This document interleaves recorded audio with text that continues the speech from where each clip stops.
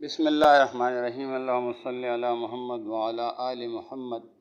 اللہ کے فیصلے اور ہماری سوچ۔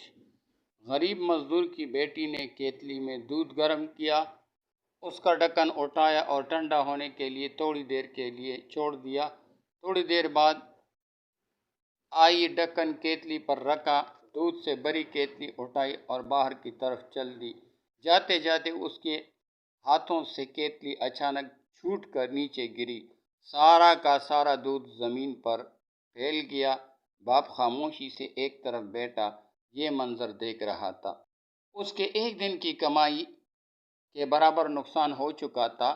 اس نے آسمان کی جانب نگاہ اٹھائی اور بولا، اے مالک، اس طرح کے چھوٹے بڑے نقصان ہم غریبوں کا مقدر ہی کیوں ہوتے ہیں؟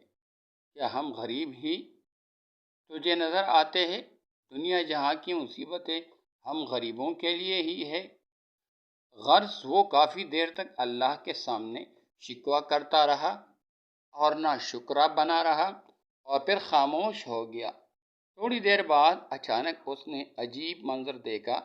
ایک بلی کہیں سے نمودار ہوئی اور اس نے زمین پر پھیلا دودھ چاٹنا شروع کر دیا۔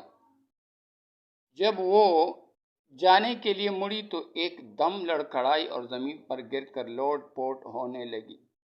وہ بھاگ کر پہنچا، لیکن اس کے پہنچنے سے پہلے ہی بلی کی موت ہو گئی۔ اسے صدمہ ہوا، یقیناً انجانے میں دودھ میں کوئی مہلک چیز سامنے آ کر شامل ہو گئی تھی۔ اس نے کیتلی کو اندر سے دیکھا تو اس کے اندر ایک چپکلی مری پڑی تھی۔ اسے خیال آیا کہ اگر یہ دودھ زمین پر نہ گرتا تو کیا ہوتا۔ فوراً بے صبر نے رب کی بڑائی کا اسے احساس ہوا۔ ندامت کے آنسو گرنے لگے۔ وہ بیٹھے بیٹھے زمین پر سجدہ ریز ہو گیا۔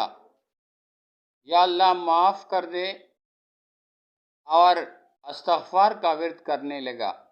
وہ کہہ رہا تھا، یا رب، تیرے ہر کام میں کوئی نہ کوئی مصلحت پوشیدہ ہوتی ہے۔